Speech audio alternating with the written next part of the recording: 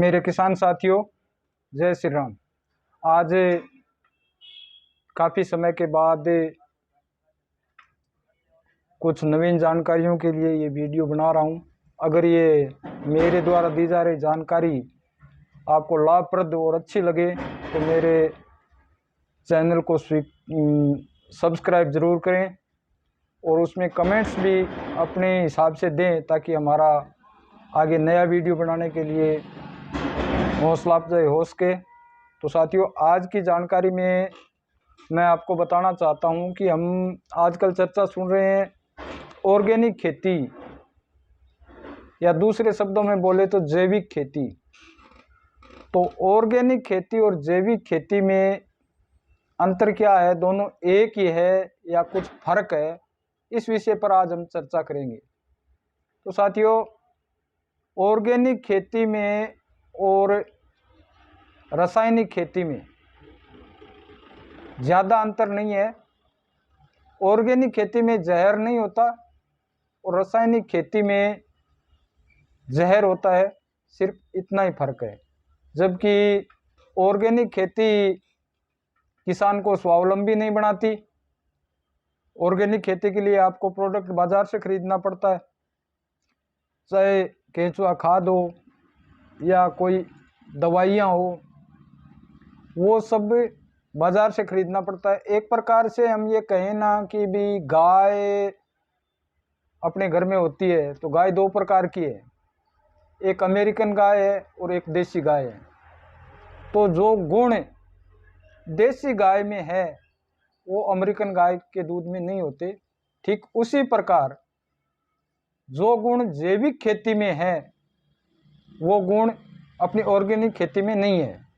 तो सबसे पहले मैं आपको ये बता देना चाहता हूँ कि ऑर्गेनिक खेती में और जैविक खेती में बहुत ज़्यादा अंतर है। तो जैविक खेती का मतलब है कि जो अपनी भूमि में पोषक तत्व है उनकी प्रगति करना, उनको बढ़ाना, और उसके लिए सबसे पहले ज़रूरी है कि हमारी भूमि उर्वरा कैसे बने।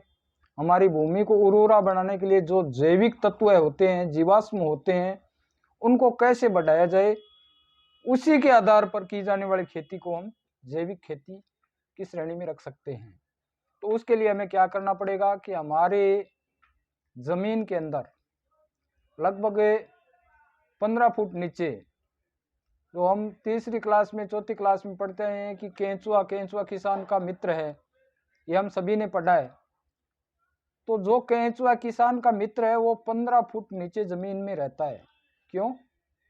क्योंकि उसको ऊपर भोजन की व्यवस्था नहीं होती। वो सुप्त अवस्था में या समाधिस्थ अवस्था में 15 फुट नीचे ज़मीन के रहता है, क्योंकि उसका मुख्य भोजन गाय का गोबर है।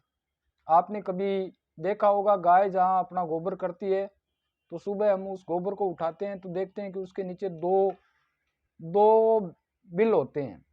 तो केंचुआ अपना बिल बना के आएगा तो वापस उसी बिल से नहीं जाएगा, नया बिल बनाकर वापस वो समाधिस्थ अवस्था में चला जाएगा अपना भोजन लेकर के। तो केंचुए को हम जीवामृत के द्वारा लगातार जीवामृत का प्रयोग करते हुए उसको भूमि की ऊपरी सतह पर 2 इंच 3 इंच या 4 इंच तक उसको खींच के ला सकते हैं।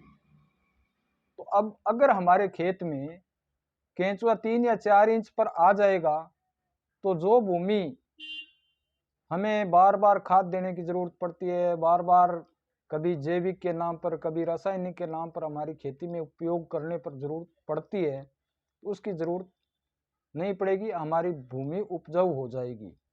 तो साथियों, विशेष रूप से मैं उन सभी साथियों को आग्रह करना चाहता हूं जो जैविक खेती या ऑर्गेनिक खेती के नाम पर भ्रमित हो रहे हैं।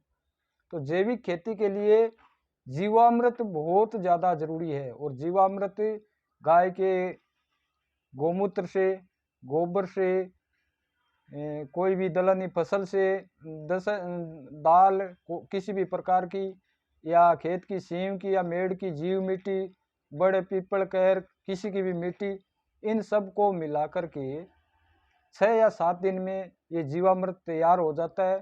और अपने खेत में, नमी युक्त खेत में इस जीवामृत का प्रयोग हम अगर लगातार करेंगे तो हमारे खेत में जो केंचुआ 15 फुट नीचे समाधिस्थ अवस्था में रहता है उसकी निरंतर प्रगति होगी, वो बहुत ज़्यादा संख्या में हो जाएगा।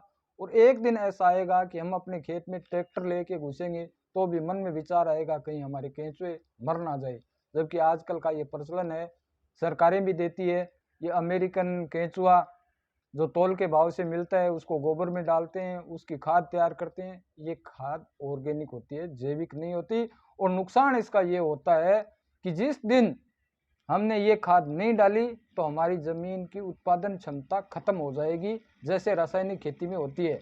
तो रासायनिक खेती और जैविक खेती में इतना ही अंतर है और हमें ज़्यादा से ज़्यादा अपने खेतों में जैविक या गो आधारित खेती का प्रयास करना चाहिए। धन्यवाद। जय श्री राम। मेरी जानकारी अच्छी लगी हो तो चैनल को सब्सक्राइब करें और शेयर भी करें।